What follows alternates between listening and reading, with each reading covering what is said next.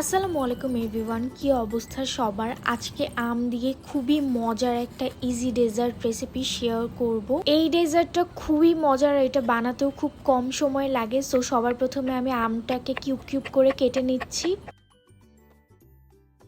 Meanwhile আমি এখানে সাবুটাকে boil করে নিব। আমি এখানে 1 কাপের একটু কম নিয়েছি, আর ফুটন্ত গরম পানিতে এখন এই সাবুটা দিয়ে দিচ্ছি। 15 মিনিটের মতো এটাকে বয়েল করব।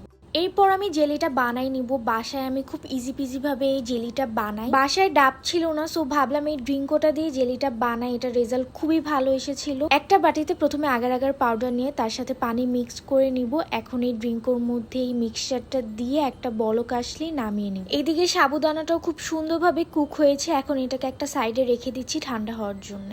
এরপর একটা ব্লেন্ডিং জারে কেটে রাখা কিছু আম, কনডেন্সড মিল্ক আর দুধ দিয়ে একটা মিক্সচার বানিয়ে নিব। এটা হচ্ছে আমার পরে ম্যাঙ্গো বানানোর সময় লাগে। এদিকে জেলিটাও খুব সুন্দরভাবে সেট হয়েছে, আর এই জেলিটা খেতে খুবই মজার। প্যাকেটে যে জেলিটা পাওয়া যায় আমার এটা একদমই পছন্দ না। আমি বাসায় এইভাবে জেলিটা বানাই, এটা খুবই মজা হয়। এরপর খুবই ইজি, সবকিছু একসাথে মিক্সড করতে হবে। সাবুদানাটা একটা বাটিতে দিয়ে দিচ্ছি, আর যে জেলিটা রেডি করে রেখেছিলাম সেটাও এখানে দিচ্ছি। কিউব করে কেটে রাখা আম আর টেস্ট অনুযায়ী এখানে কনডেন্সড মিল্ক অ্যাড করছি। যতটুকু মিষ্টির প্রয়োজন ততটুকু কনডেন্সড মিল্ক দিচ্ছি। এরপর ঠান্ডা দুধ এখানে অ্যাড করে দিয়ে সবকিছু একসাথে খুব ভালোভাবে মিক্স করে নিতে হবে।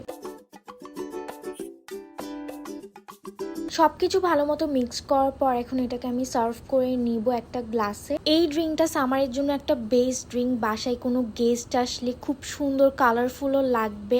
আমে সিজন না হলে অন্য কোনো ফল দিয়ে ওটা করা যাবে। খুবই মজার একটা ডেজার্ট। ড্রিঙ্কও দিয়ে জেলিটা বানানোর কারণে জেলিটার টেস্ট খুবই মজার হয়েছিল। আপনারা এটা অবশ্যই ট্রাই করবেন, ইউ উইল লাভ ইট। এরপরে আমি একটা গ্লাসে বানিয়ে দেখাচ্ছি। বাসায় আম না থাকলেও যেই ফ্রুটসগুলো বাসায় থাকবে সেটা দিয়ে বানালেও খুবই মজার হবে এই ডেজার্টটা, আর খুব কালারফুল লাগবে। ফ্রুটসের মধ্যে আমি এখানে আম আর ড্রাগন ফ্রুট নিয়েছি, আর উপরে হচ্ছে যে জেলিগুলো বানিয়েছিলাম সেগুলো দিয়ে দিচ্ছি।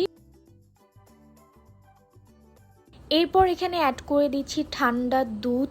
একদম সব কিছু ঠান্ডা ঠান্ডা ইউজ করতে হবে। আর আমি যে পিউরিটা বানিয়ে রেখেছিলাম সেটা এরপরে অ্যাড করে দিচ্ছি এখানে। এই ম্যাঙ্গোটা আমি দুইভাবে বানিয়েছি। প্রথমবার হচ্ছে আমি কোনো ম্যাঙ্গো পিউরি ইউজ করিনি, আর সেকেন্ডবার হচ্ছে ম্যাঙ্গো পিউরি ইউজ করেছিলাম।